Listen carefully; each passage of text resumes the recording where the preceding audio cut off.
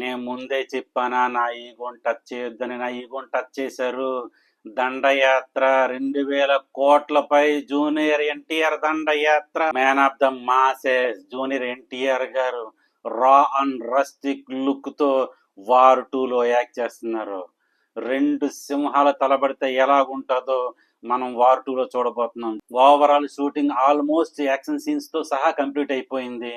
Only song ఒకటి balance ఉండిపోయింది. అది హృతిక్ రోషన్ గారు జూనియర్ ఎన్టీఆర్ గారిది. హృతిక్ రోషన్ గారు ఇంజూర్ అవడం వల్ల సాంగ్ బ్యాలెన్స్ గా ఉంది. ఆయన రికవర్ అయిపోయిన వెంటనే సాంగ్ షూట్ చేసేస్తే ఆల్మోస్ట్ షూటింగ్ కంప్లీట్ అయిపోయినట్టే. వైఆర్ఎఫ్ యాస్రాజ్ ఫిల్మ్స్ వాళ్ళు అసలు డేట్ అనౌన్స్ చేయరు. పఠాన్ లో చూసాం, వార్ లో చూసాం. వాళ్ళు కంప్లీట్ గా 1 year బిఫోర్ లాక్ చేసింది కేవలం వార్ 2కే. August 14 అని చెప్పేసి ఆల్రెడీ నేను ప్రీవియస్ వీడియోలో ఎప్పుడో మెన్షన్ చేశాను. August 14, 2025 వస్తుందని చెప్పేసి ప్రీవియస్ వీడియోలో నేను మెన్షన్ చేశాను. బాలీవుడ్ లో 2 సినిమాలకు హైప్ ఉంది. ఒకటి సలార్ 2కి, 2 వార్ 2కి.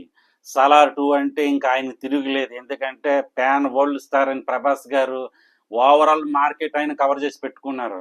ఇప్పుడు జూనియర్ ఎన్టీఆర్ గారు, హృతిక్ రోషన్ గారు వంతు అయింది పాన్ వరల్డ్ మార్కెట్ ని సొంతం చేసుకోవడం. So Yashraj films already budget పరంగా వాళ్ళు వెనక్కి వెళ్ళరు. చాలా హై క్వాలిఫైడ్ గా తీయాలనుకుంటారు సినిమా. మనం పఠాన్ ఆల్రెడీ చూసాం, వారు కూడా చూసాం. యాక్షన్ సీన్స్ కానీ, డాన్స్ మూమెంట్స్ కానీ, విజువల్స్ కానీ ఒక రేంజ్ లో ఉంటాయి బీజిఎం తో సహా.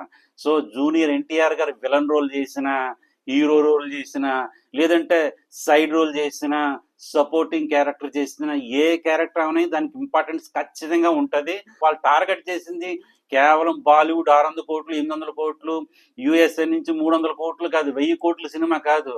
టాలీవుడ్ సైడ్ నుంచి కూడా 350 కోట్లు ఎక్స్పెక్ట్ చేస్తున్నారు. అది జూనియర్ ఎన్టీఆర్ అవ్వలేలుగా తేగలుగుతారు. ఇంకా బాలీవుడ్ నుంచి ఆల్రెడీ 837 కోట్లు పుష్ప నిరూపించుకుంది. సో బాలీవుడ్ నుంచి సరైన సినిమా పడితే అది బాలీవుడ్ హీరో హృతిక్ రోషన్ ఉన్నాడు కనుక బాలీవుడ్ లోనే 1000 కోట్లు కొట్టే అవకాశం ఉంది. సో బాలీవుడ్, టాలీవుడ్, యుఎస్ఏ కలుపుకుంటే అవ్వలీలుగా 2000 కోట్లు ఈజీగా దాటొచ్చు.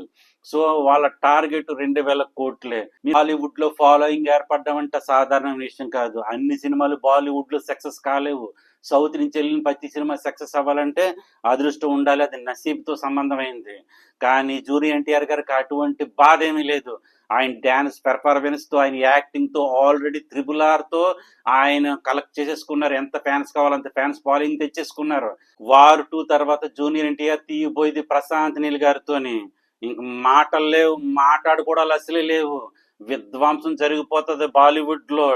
డైరెక్ట్ గా సింగిల్ గా attack, double role, triple role కాదు, 1 man ఆఫ్ ఆర్మీ కింద వెళ్ళిపోతాడు. ఇక బాలీవుడ్ లో దూరిపోతాడు, చెలరేగిపోతాడు.